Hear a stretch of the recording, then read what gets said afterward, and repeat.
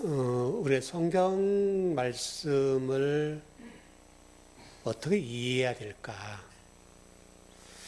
좋은 예가 있어요. 미국의 그 달러화를 보면요. 거기에 문구가 하나 새겨져 있는데 이렇게 새겨져 있어요. 우리는 하나님을 신뢰한다. 달러에 그렇게 기록되어 있어요.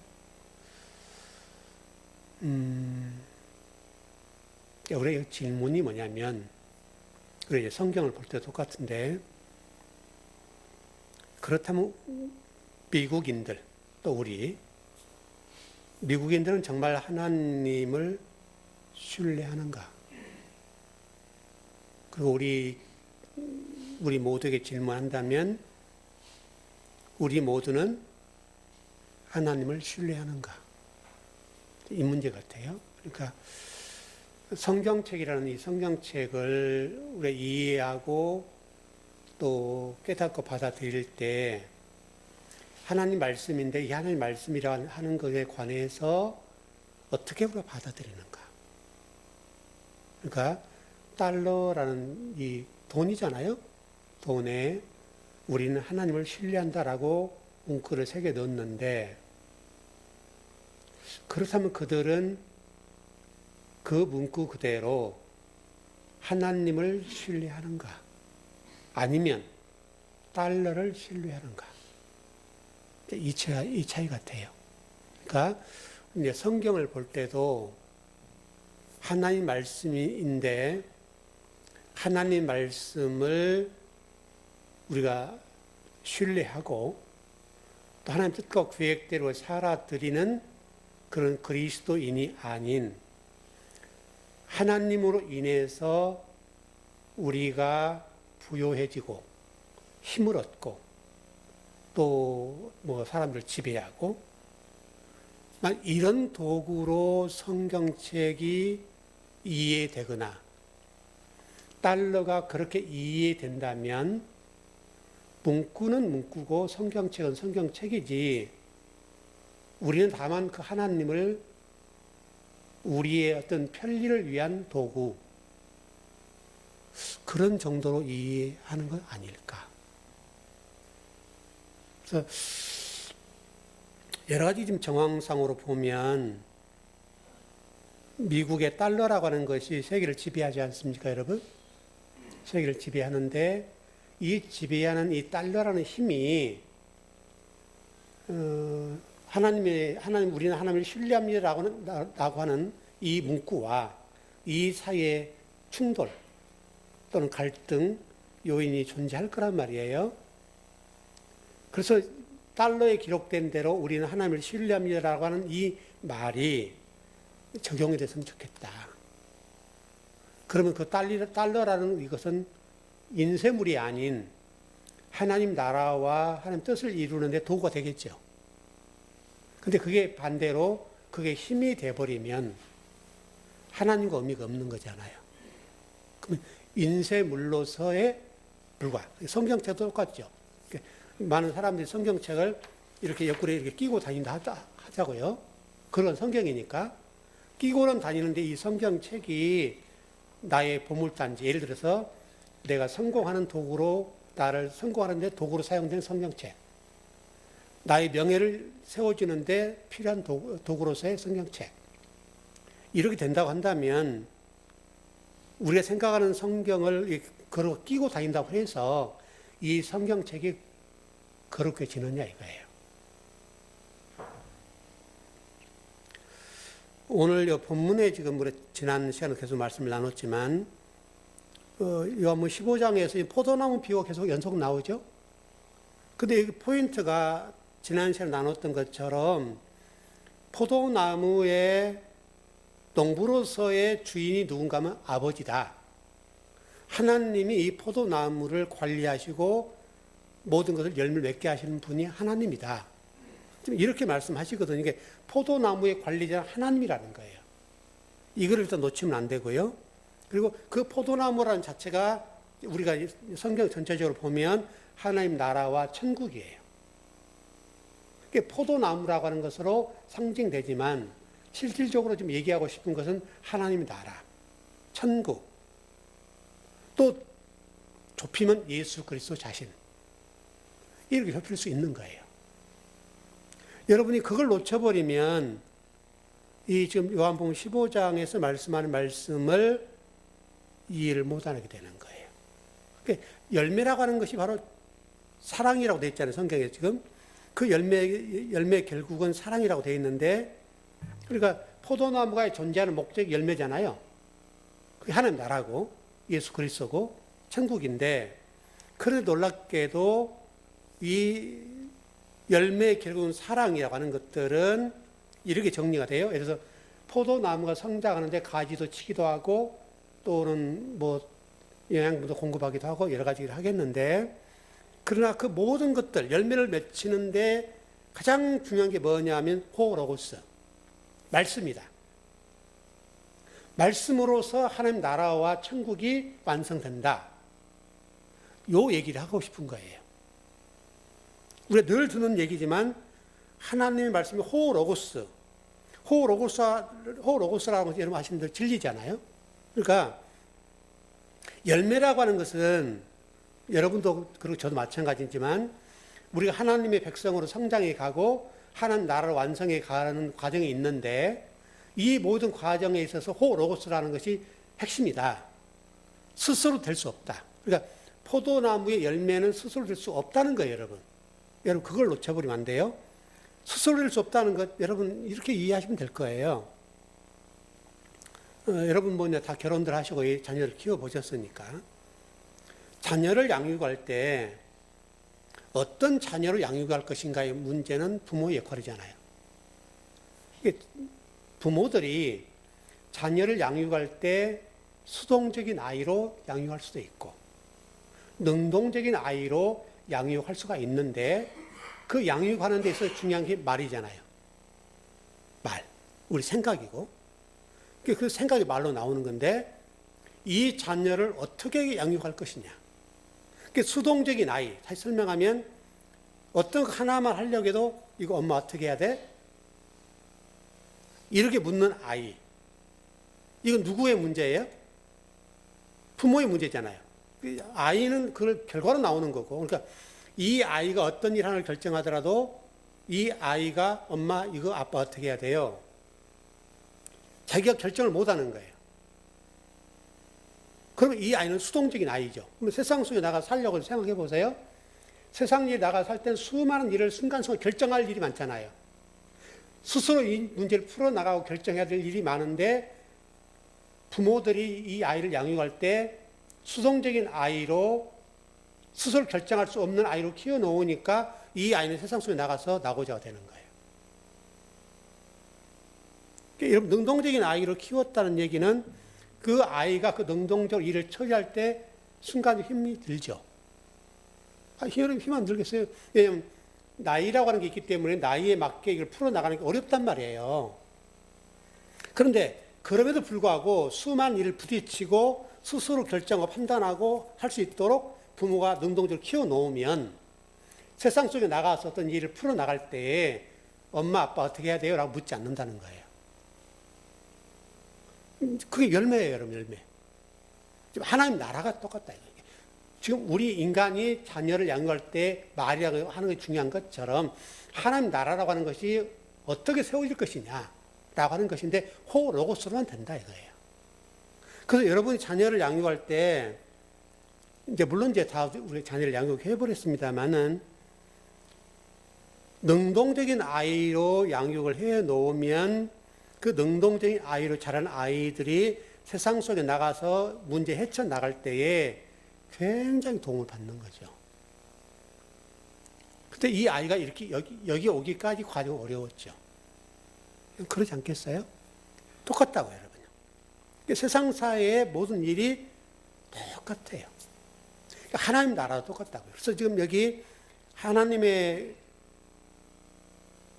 포도나무의 그 열매가 지금 천국이라고 얘기하고 하나님 나라라고 얘기했는데, 그 하나님 나라와 천국이라고 하는 것이 무엇으로 이루어진가 하면 호로고스다. 요한복음 1장에 우리가 호로고스 배웠지 않습니까? 호로고스, 하나님의 그 말씀, 그 말씀으로만 된다. 이렇게 지금 말씀한단 말이에요. 그래서 우리가 지금 말씀을 먹는다고 하는 것이 그래서 굉장히 중요하고 열매를 맺는 하나님 나라, 천국이 될 수 있는 아주 중요한 것이 뭐냐면 스스로는 안 된다 이거죠. 로고스로만 된다. 그걸 지금 오늘 본문에서 얘기를 하고 있어요. 바로 그 열매가 사랑이다. 사랑이다. 그래서 오늘 12절에 보니까 계명과 사랑이라는 말이 또 반복이 되네요. 저는 지난번 제가 말씀드렸습니다. 계명이라고 하는 것은 율법적으로 이렇게 저렇게 돼 있지 않습니까? 실질적으로 그걸 안 하면 뭐 이게 나고자 이렇게 뭐 돌로 쳐 죽이고 그런 것들인데, 아버지가 우리에게 말씀하신 계명의 참뜻이 뭐냐면 아버지 마음을 담아놨다 이거예요. 그러니까 그 아버지 마음을 놓쳐버리면 계명 1, 2, 3, 4 지킨들 의미가 없는 거예요. 아버지 마음이다. 그러니까 아버지 마음 그 자체가 뭐냐? 사랑이다. 그래서 야고보서 같은 경우에 보면 모든 것의 최종 중요한 게 뭐라고 얘기하냐면 마지막은 사랑이다 그랬거든요. 율법의 완성.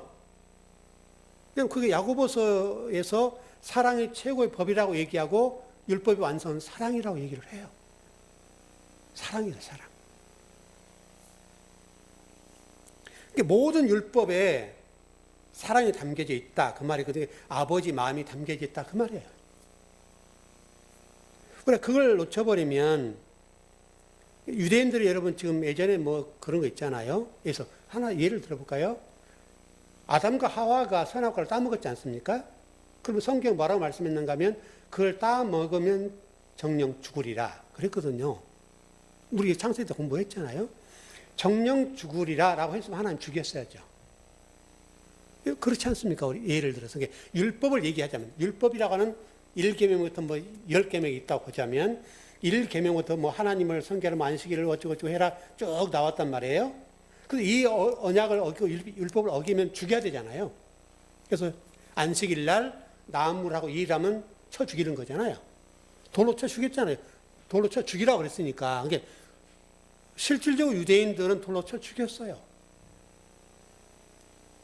그러니까 아버지가 지금 돌로 쳐 죽이라는 말은 진짜 죽이라는 말이 아니잖아요, 여러분. 여러분 부모들이 자녀가 말 안 들으면 예전에 우리 어머니들, 지금 부모들은 그러지 않습니다만 예전 부모님들은 욕을 험하게 했잖아요. 오살놈, 뭐 우리 어머니 욕이 뭐냐면 입에 담겨도 그런데 하여튼 복잡해요. 예전에 욕할 때 호랭이 물려가려면 뭐 그런 욕들. 호랭이 물려가면 어떻게 되겠어요, 여러분? 당장 죽는 거잖아요. 근데 그 말이 호랭이 물 가라 그 말이 아니잖아요. 근데 실질적으로 성경이 그와 같다 그 말이에요, 여러분.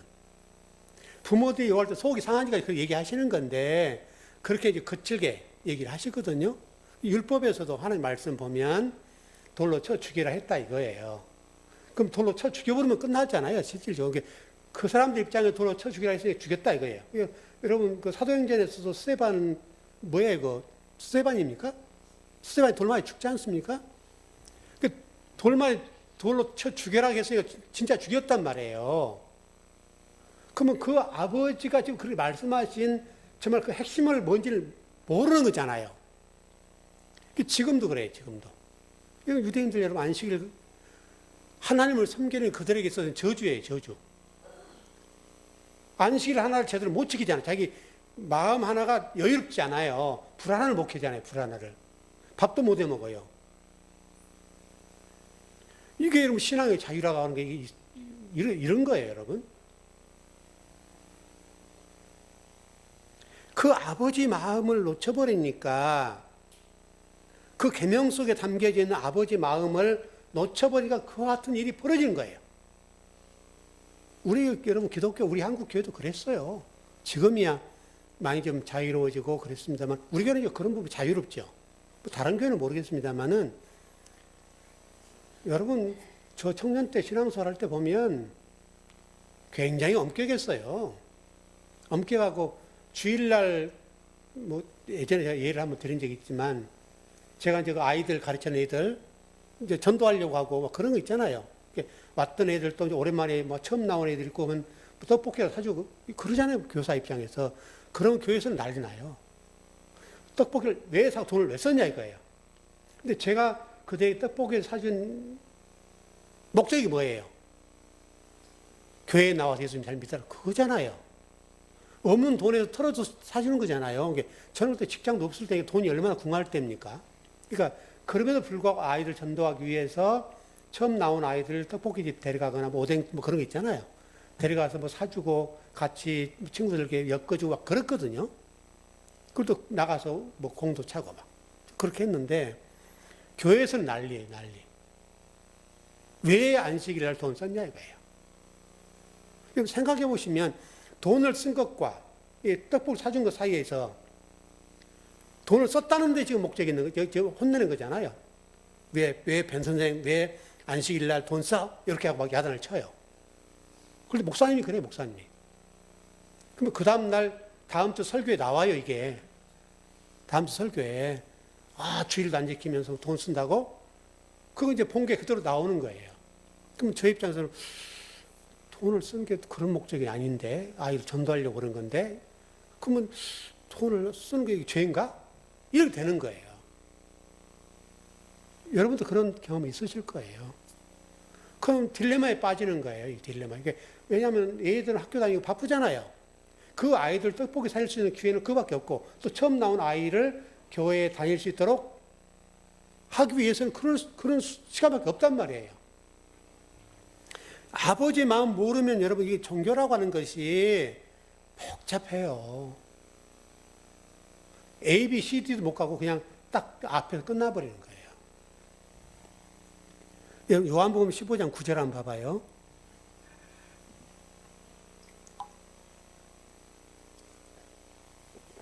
시작. 아버지께서 나를 사랑하신 것 같이 나도 너희를 사랑하였으니 나의 사랑 안에 거하라. 예수 그리스도 자신과 사랑을 동일시하잖아요. 예수 그리스도 사랑을 동일시하고 사랑의 표상이 예수 그리스도예요. 사랑의 표상이. 하나님 아버지는 그리스도를 통해서 자기의 사랑을 보여주셨어요. 보여주시고 나타내시고 계시해 주시고 그랬단 말이에요. 그래서 성경은 뭐라고 말씀하니 예수님께서 나를 알면 아버지를 안다. 나를 보면 아버지를 본다. 그랬잖아요. 왜? 아버지의 그것을 그대로 드러내니까 나타내고 계시해 주고 그러니까 그렇단 말이에요. 근데도 많은 유대인들이 뭐 지금도 마찬가지겠지만 하나님 보여줘 이렇게 되는 거예요. 하나님 보여주세요. 하나님을 보여주면 뭐 예수 믿을게 뭐 이렇게 되는 거예요. 여러분과 제가 우리 지난 시간부터 오늘까지 계속 공부하면서 계명이라고 하는 것들을 분명히 좀 정리했으면 좋겠어요. 그럼 성경을 볼 때 훨씬 부드럽게 볼 수가 있죠. 그냥 뭐 계명 안에 딱 갇혀가지고 그냥 뭐랍니까 이렇게 딱 우리 속에 갇혀 있는 동굴 속에 갇혀 있는 신앙인들. 여러분 잘못된 종교는 우리를 굉장히 이게 옥죄잖아요, 여러분. 근데 그런 것들을 좀 벗어났으면 좋겠다. 그렇게 보고요. 그 열매로서 설명하는데 그 성경은 그것을 성령의 열매 9가지 이렇게 설명하잖아요. 우리 지난 시간에 좀 나눴는데 근데 여러분 그 성령의 9가지를 제가 하나님의 성품이라고 그랬죠. 우리 인간의 성품 아니에요. 근데 놀랍게도 제 얘기가 틀린 게 아니라 성령의 9가지 열매가 성경을 보니까 뭐라고 되었는가 하면 뭐 온유 뭐 해서 9가지잖아요, 여러분. 사랑과 희락과 뭐 화평 뭐 다 9가지였는데 이게 복수해야 맞잖아요. 9가지 열매니까. 근데 단수로 돼 있어요. 그래서 하나님 마음이라고 그리스도의 마음이라고 제가 하는 거예요. 복수가 아니에요. 복수가 아니에요. 하나의 열매. 이 성령의 열매 하나님의 이것을 단수로 되어 있지 복수로 되어 있지 않다고. 그 열매 자체가 9개인데 불구하고 하나로 되어 있어요. 하나로. 그걸 잘 이해했으면 좋겠고, 그러니까 포도송이 많으니까 뭐 열매 많다 이렇게 할 수 있는데, 그러나 하나예요, 하나. 그렇게 볼 수 있게, 그렇게 정리가 돼야 맞아요. 자, 그리고요. 자, 지난 금요일 날 이 말씀을 드렸어요. 그 열매하면 생명의 열매, 그렇게 나가는 건데, 영생이라고 하는 것들에 대해서 설명을 좀 했죠. 조금 했는데, 이게 우리 좀 기독교가 이걸 분명히 좀 정리해야 돼요. 우리가 영생이라고 하는 것들을 우리 기독교인들이 생각할 때, 뭐 다른 종교도 마찬가지예요. 영생이 뭡니까? 라고 생각하면 영원히 죽지 않고 사는 것. 이게 끝이에요. 물론 그 부분이 맞죠. 영생이라는 단어 자체, 영원히 사는 거 맞죠? 맞아요. 그런데 성경에 지금 영생이라고 하는 것들을 제가 여러분 설명을 드렸던 대로 이게 헬라 철학에서 온 것들에 대한 교리다. 잘못됐다. 이런 설명을 드렸잖아요. 그러니까 우리가 지금 하나님의 말씀으로 우리가 영생을 누려야 된다. 하나님 나라다. 이렇게 설명을 드렸어요. 여기에 이것과 영생이라고 하는 것은 영원히 사는 것인데 그 영원히는 죽어서 이렇게 되는 것. 이게 이렇게 간격이 생겼죠. 여러분 생각을 해봅시다. 만일 여러분이 영생이란 관점으로 우리 육신이 죽지 않고 영원히 산다면 복일까? 여러분 우리 창세기 시대에 900살 살고 그러지 않습니까? 물론 그때는 시대가 공기가 맑고 그래서 건강했는지 모르겠는데 나이가 100살 먹고 150살 먹고 사는 거는 좋은데, 왜냐하면 우리 사람들이 생명에 대한 그게 굉장히 강하지 않습니까? 강해서 죽고 싶은 사람은 없잖아요. 근데 오래 사는데 어떻게 살 것이냐의 문제잖아요. 그러니까 건강하게 오래 살고, 요즘 치매가 현재 한국인의 10명 중에 1명이 치매라고 그래요. 10명 중에 1명이 치매. 상당히 치매는 암보다 무섭죠. 암은 걸려서 어느 정도 회복되거나 안 되면 죽을 수 있으니까. 죽으면 되는 거죠. 근데 치매는 본인은 모르겠지만 주변이 죽는 건 힘들잖아요. 굉장히 힘들어요. 그러니까 그와 같이 생명을 유지하고 치매로 살아간다. 이게 천국일까? 건강하게 사는 것은 복이에요. 그러니까 우리 영생을 좀 생각해 보는 거예요. 영생이라고 하는 것이 그와 같이 영생한다면 그게 복이냐 이거죠. 아프지 않고 건강하게 산다면 복일 수가 있는데, 그러나 아파서 죽지 못해 사는 인생,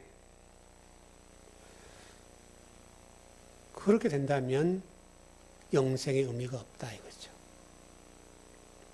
그래서 여러분 요즘 유럽에서는 안락사, 자기가 스스로 생을 정리할 수 있는 가장 평안한 상태로 죽을 수 있는 것을 허락해달라 해서 안락사를 좀 하죠. 물론 그게 윤리 문제가 있죠. 생명에 대한 윤리 문제가 부딪히죠. 이걸 어떻게 할 것이냐의 문제는 앞으로 이제 더 가봐야 되겠지만, 왜냐하면 본인들이 죽음을 스스로 선택한다. 왜냐하면 너무 고통스러우니까. 너무 고통스러운 시간을 자녀에게나 본인에게 안 했으면 좋겠다 해서 지금 안락사를 하고 이제 그러기도 하는데요. 특별한 예외죠. 좀 정리를 해봅시다. 영생이라고 하는 것, 영생은 지금 우리가 이 땅에 사는 것이라고 했는데, 그럼 어떻게 살 것이냐? 여러분이 목사님 영생이라고 그랬는데 영생의 삶을 살아가는데 영생이 뭐예요? 이런 궁금증이 있을 수 있단 말이죠. 그 영생이 뭐냐면 아버지의 마음으로 살아가는 삶. 이걸 영생이라고 그러고요. 혹은 생명의 삶, 사랑의 삶, 진리의 삶. 우리는 진리에 그런 게 가장 가깝고요. 진리의 삶, 진리의 말씀으로 살아가는 삶을 뭐라고 말한가 하면 영생이다. 그리고 아버지의 마음으로 살아가는 것, 계명이라는 것도 설명드렸던 것대로 아버지 마음이 담겼다고 그랬잖아요. 그 아버지의 마음으로 살아가는 그 삶을 뭐라고 얘기하는가 하면 그게 영생이래요, 영생. 영원히 산다는 개념은 1차원적인 것이고요. 진짜 중요한 것은 진리로 살아가는 삶. 그게 영생이에요. 죽지 않고 산다. 물론 그게 영생이죠. 그러나 진짜 중요한 것은 진리의 말씀으로 살아가는 삶이라는 거예요. 그래서 여러분들이 말씀을 배우고 말씀대로 살아간다는 게 중요한 게 뭐냐면 그 삶이 영생이기 때문에 그래요. 뭐 불로장생한다 그런 말이 아니에요, 여러분. 그리고 실제로 성경도 그런 삶에 관해서 뭐라고 설명하는가 하면 첫째 죽음은 없다. 그렇게 말씀하잖아요. 부활의 삶을 살아버리니까 첫째 삶이 죽음, 첫째 죽음은 없는 거예요. 첫째 죽음이라고 하는 저주의 죽음이잖아요. 물론 우리가 나이 들고 육체가 나이가 들면 어느 순간에 우리가 생을 마감하겠죠. 이건 물리적이고 생물학적인 얘기하는 게 아니에요. 우리 영생이라는 관점에 볼 때 그 영생이라고 하는 것들은 생물학적인 그 죽음으로서 얘기한 게 아니란 말이죠. 영혼 이렇게 보시면 좋을 것 같긴 해요. 그래서 정리하자면 여러분 마음속에 하나님 말씀인 진리가 있는가 없는가, 그리고 그 마음속에 하나님 마음을 품고 사는가 그렇지 않는가, 이것이 굉장히 우리에게 중요해요. 이것이. 그렇게 할 때 기도도 되고요. 그렇게 할 때 하나님의 뜻이 이 땅에 이루어지기도 하고요. 여러분으로 인해서 다른 사람이 살아나기도 하고요. 회복도 되고요. 왜냐하면 우리 말이라고 하는 것이 우리가 진리 말씀을 품고 있고 하나님의 마음을 품고 있으면 말이 따뜻하게 나가죠. 살려내는 말을 한단 말이죠. 근데 우리 마음이 상해 있거나 진리가 안 돼 있으면 사람을 죽이는 말을 하죠. 상처를 주죠. 그렇게 가는 거예요. 그런 측면에서 좀 정리해 볼게요. 여러분, 제자라고 하는 게 뭐예요? 제자. 제자. 제자란 스승과 관련돼 있죠. 뭐 성경에 뭐 친구라는 말도 뒤에 아마 그게 좀 나올 거예요. 친구라는 그 부분 나올 텐데. 제자라고 하는 것은 스승을 닮아가는 자죠. 그 뭐 12제자 뭐 얘기도 나오고 그러긴 합니다만은 그 제자라는 의미가 그리스도를 닮아가기 때문에 제자라고 하거든요. 그러니까 저와 여러분도 마찬가지로 우리가 하나님의 마음을 품고 있고 하나님의 말씀을 가지고 있다고 한다면 우리는 그냥 그렇게 하세요라고 하는 게 아니라 자연스럽게 하나님의 제자로서 이렇게 가는 거예요. 나도 모르게. 나도 의식하지 않았는데 내가 어느 순간에 보면 이렇게 돼 있어요. 왜? 제자니까요. 우리 교회적으로 얘기하면 뭐 제자 훈련하고 뭐 이런저런 어떤 프로그램에서 돌려서 훈련하는 것도 중요하지만 실질적으로 우리 속에 말씀이 있고 그리스도 마음을 품어버리면 그걸 소유하고 있으면 나도 모르게 그와 같이 되는 거예요. 그리스도가 가지고 계시는 그 마음을 품게 된다 그거예요. 그래서 제자라고 그래요. 그것을 누가 하는가 하면 하나님이 그렇게 하세요. 무엇으로? 호로고스. 아까 우리 호로고스 말씀드렸는데, 그래서 호로고스라고 하는 것이 그렇게 중요한 거예요. 그 호로고스가 우리를, 내가 의식하지 않았는데도 불구하고 그 말씀이 나를 차근차근 하나님의 제자로, 하나님의 아들, 딸들로 만들어 놓으시는 거예요. 그래서 하나님이 일한다 하는 거예요. 여러분 13절이요. 요한복음 15장 13절입니다. 예, 시작. 사람이 친구를 위하여 자기 목숨을 버리면 이보다 더 큰 사랑이 없나니. 이게 좀 이제 번역을 잘했더라면 이게 좀 쉽게 이해될 본문인데, 사람이 친구를, 이렇게 돼 있잖아요.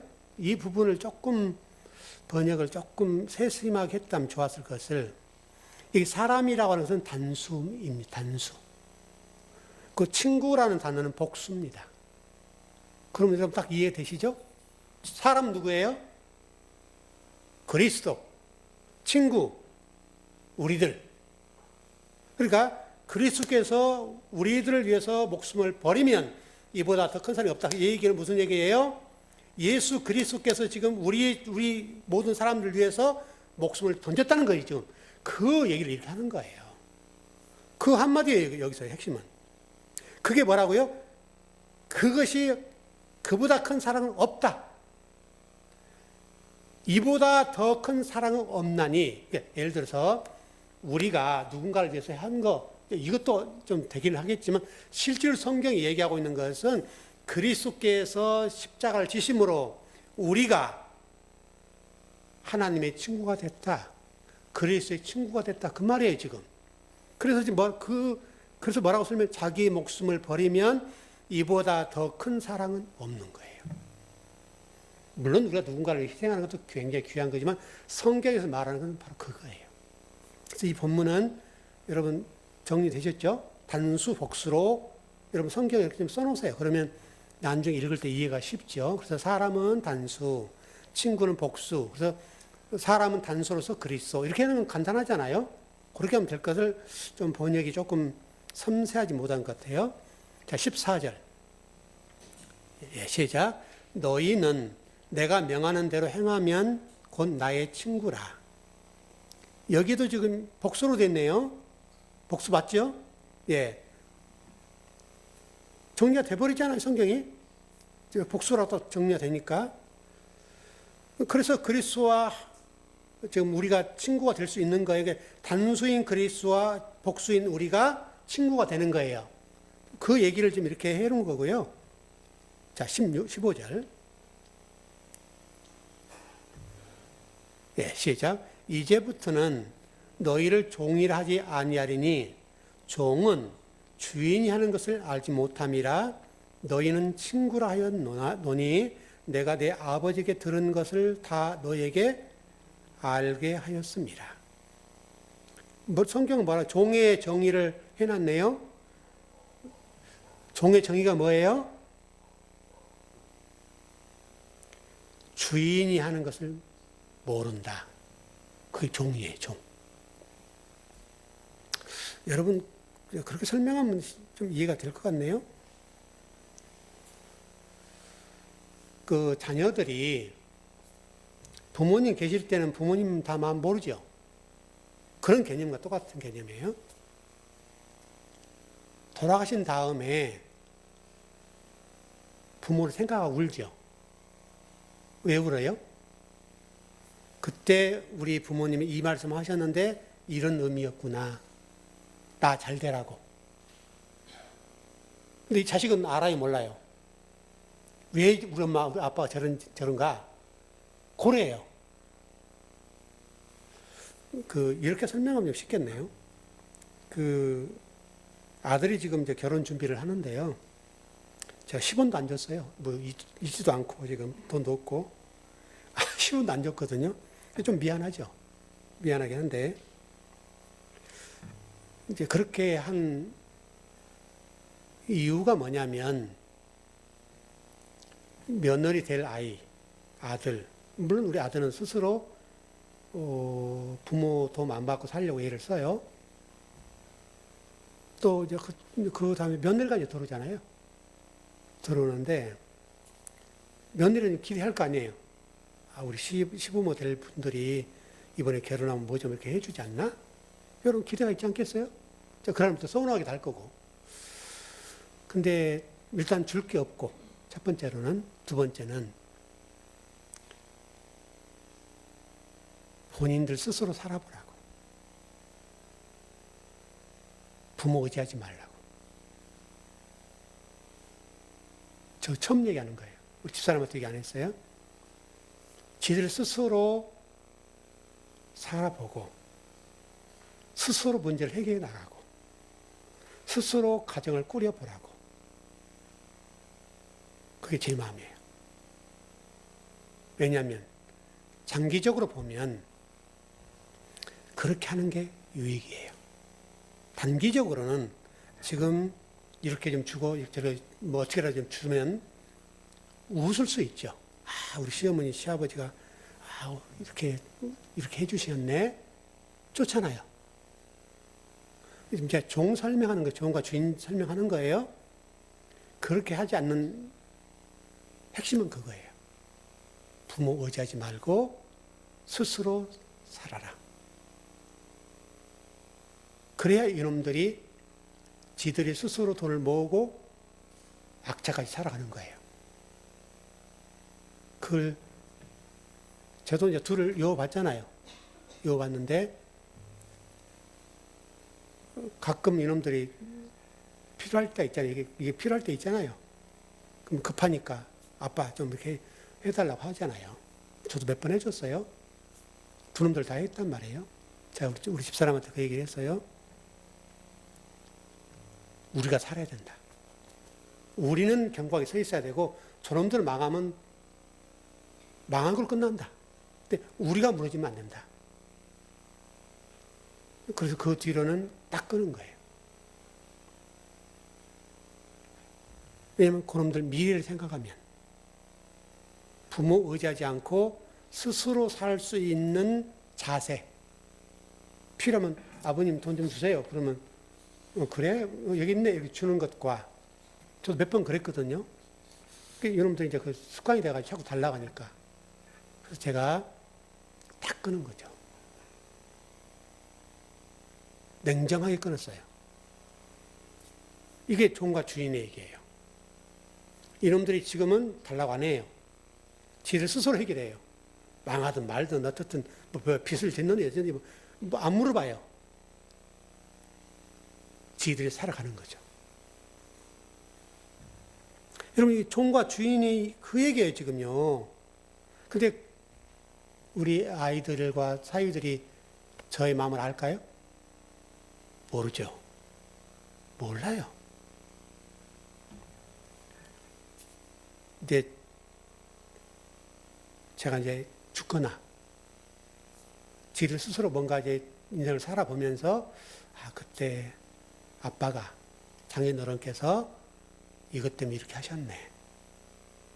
이거 가르쳐 주려고. 그때 알겠죠. 지금 모르죠. 서운하겠죠. 한 번 서운하더라도 이놈들 스스로 가정을 꾸리고 살아갈 수 있도록 가르쳐 주는 게 부모예요. 이게 계속 주는 게 부모가 아니에요. 종과 좀 주인 얘기가 그 아버지 마음과 좀 똑같은 얘기 오늘 본문이요, 여러분. 종의 정의를 보세요. 종의 정의는 주인이 하는 것을 알지 못한대요.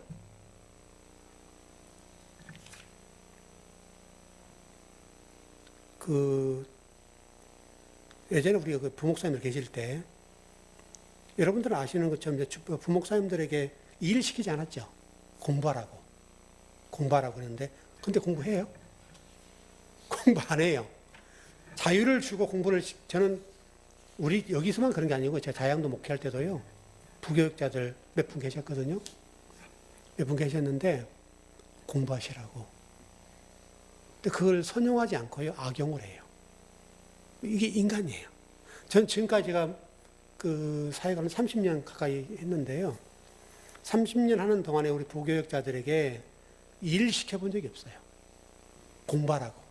시간을 줄 테니 공부해라. 준비해라. 성경 연구해라. 계속 그 얘기만 했어요. 근데 제가 지금까지 한 30년 오는 동안에 부교육자들을 보면 그렇게 한 사람이 거의 없어요. 지금까지. 제가 얘기하건 의도를 알까요, 모를까요? 모르죠. 이게 지금 아버지 마음과 종, 주인과 종의 관계예요, 이게. 여러분, 그럼 설명 끝나지 않아요? 여러분들이 제가 우리 교회에서 그렇게 설명을 드린 적도 있지만, 종교 생활을 열심히 하는 성도들이 많아요. 한국 교회. 종교 생활이란, 예를 들어서 지금 우리 교회를 본다면, 지금 이 시간에 이제 만약에 곧 점심시간이 돼요. 오후 예배를 드린다면, 예배 시간에 안 돌아오고 밑에 밥하는 성도가 있어요. 그 마음은 알죠. 우리 성도를 밥해 주려고 따뜻하게 국도 반찬도 하고 봉사하고 헌신하는 마음은 알죠. 마리아와 마르다 얘기에 똑같아요. 마리아와 마르다처럼 마리아는 예수님 턱 밑에서 말씀 듣고 있는 자이고 마르다 입장에서는 마리아가 얼마나 미웠겠어요. 그런데 주님은 뭐라고 말씀하셨어요? 마리아가 잘했다는 거잖아요.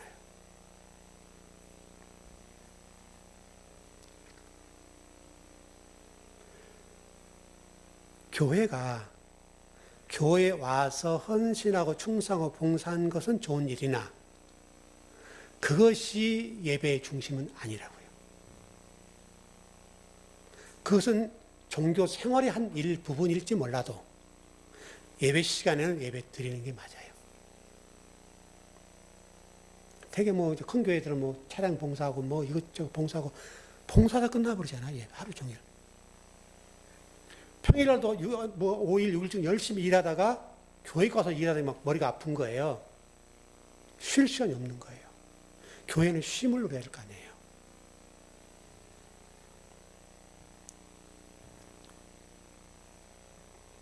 여러분 이사야 41장 8절 한번 봐봐요. 이사야 41장 8절.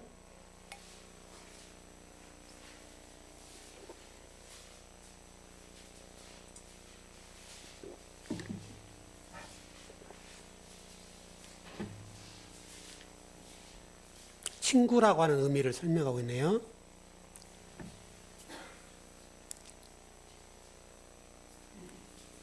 이사야 41장 8절입니다. 예, 시작. 그러나 나의 종도 이스라엘아, 내가 택한 야곱아, 나의 벗 아브라함의 자손아. 지금 아브라함을 하나님 친구라고 얘기하고 있죠. 그 친구라는 의미는 뭐예요? 통한다는 말이잖아요. 통하잖아요. 친구끼리 여러분 우리 지금 누구예요 지금? 찬빈이 또래 친구들 잘 통하지? 엄마 아빠하고도 잘 통하지 않아? 쟤는 또 엄마 잘 통할지 모르겠네. 여러분 그 나이 되면 방문 닫고 들어가 보잖아요. 그 친구들하고 막 이렇게 좋아 죽잖아요. 왜? 통하니까요.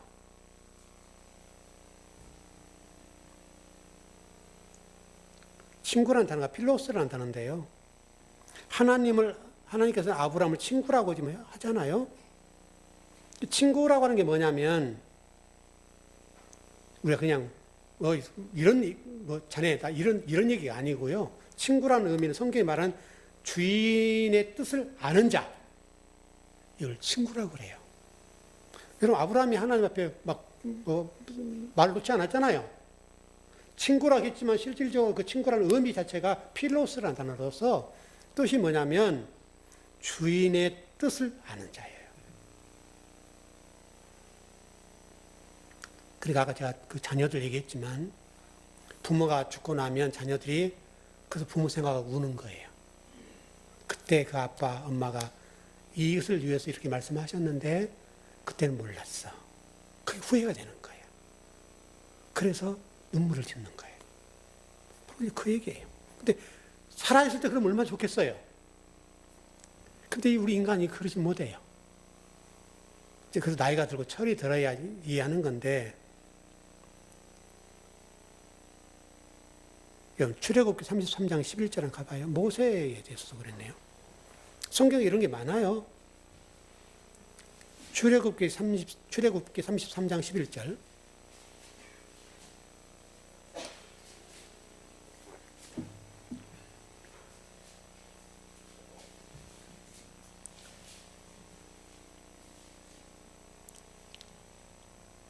시작. 사람이 자기의 친구와 이야기함 같이 여호와께서는 모세와 대면에 말씀하시며 모세는 진으로 돌아오나 눈의 아들 젊은 수종자 여호수아는 해막을 떠나지 아니하니라. 여기도 지금 모세를 친구라고 그랬잖아요. 하나님 친구. 그래서 친구라는 의미를 잘 아시죠? 아까 그랬잖아요. 친구 제가 분명히 말씀드렸죠. 주인의 뜻을 아는 자가 친구래요. 그러니까 모세는 하나님 마음을 알았다 그 말이잖아요. 아브라함도 하나님 마음을 알았다는 거잖아요. 이게 친구래요, 여러분, 친구. 이게 막 말로차 그 말이 아니라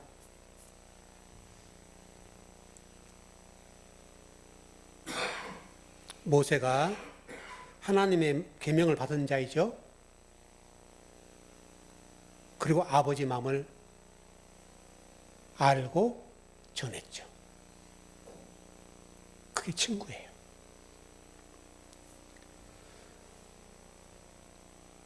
그리고 성경은 모세에 대해서 온유했다 그러죠. 온유했다.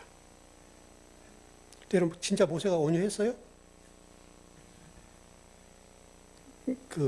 일전에 제가 교회에서 한번 화를 낸 적이 있었거든요. 그랬더니 교회를 안 나오고 그래서 안 나오더라고요. 목사님이 화를 낸다고. 예수님을 보면 예수님도 화를 내잖아요. 화를 내는 만하면 내는 거지 뭐. 내가 그렇다고 평소에 화를 막 내는 사람도 아니고 어쩌다가 한번 화를 냈더니 그냥 교회를 안 오더라고요. 그게 뭐 어쩔 수 없긴 한데 모세도 여러분 돌판을 깨트려 버리잖아요. 분노를 터뜨리지 않습니까? 예수님도 그러시고요. 예수님도 여러분 얼마나 까칠하게 하셨습니까? 자, 오늘 결론을 정리합시다. 더 나갈 수가 없을 것 같으네요.